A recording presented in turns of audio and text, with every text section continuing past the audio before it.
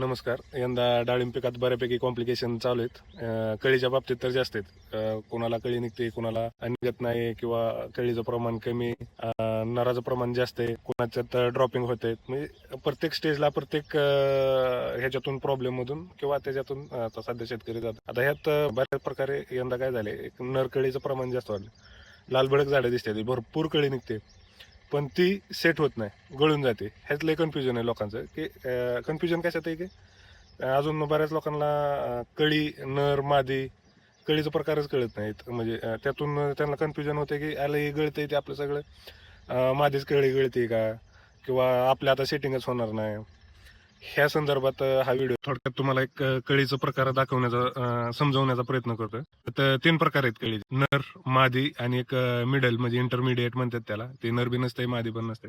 त्यातला एक प्रकार पहिला असतो ते आपली मादी, 2 नंबरला नर आणि 3 नंबरला ते इंटरमिडिएट. तुम्हाला दाखवतो ते बघा.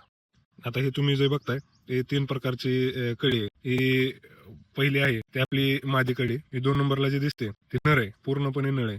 आणि ही थोडी वाकडी दिसते, ही इंटरमिडिएट आहे, म्हणजे ही नर बी नाही आणि ही मादी बी नाही. आता ह्याला बघा, ह्याला सगळ्यांना पकड्या सासाच येतं, पण ह्याला माग गोटीसारखा आकार असतोय.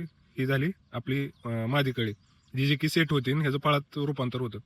ह्याला पाठीमाग एक गोटीसारखा आकार नसतोय, पण ही सेट होत नाही. ही उमलून तुमची ड्रॉपिंगच होते.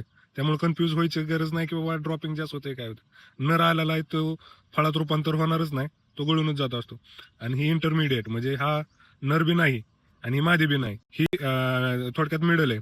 पण ह्याचा काय प्रॉब्लेम होतो, हा गळतो बी, कधी कधी सेट बी होतं. पण ते सेट झाले तरी ते पूर्णपणे चांगल्या प्रकारचं फळ तयार होत नाही आणि ते गळून जाऊ शकतं किंवा त्याची साईज होत नाही, ते वाकडं तिकडं फळ तुमचं तयार होतं. हे असे 3 प्रकार: मादी, नर आणि ही इंटरमिडिएट. त्यामुळं कळी जरी गळत असली तरी कन्फ्यूज होऊ नका. ते चेक करा, ते नर आहे, मादी आहे का अजून काय आहे, इंटरमिडिएट आहे, हे चेक करा. आणि जरी नर गळत असतो, आणि गळणारच आहे, नर गळल्यावर सुद्धा तुम्हाला मादी कळी 100% निघते.